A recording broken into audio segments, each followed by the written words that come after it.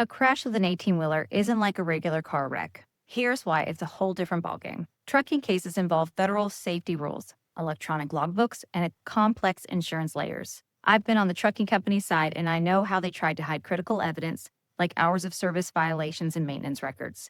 These injuries are usually more severe, and the legal fight is more intense. You need someone who knows their tactics inside and save this video because an 18-wheeler case needs a lawyer with trucking experience, not just car crash experience.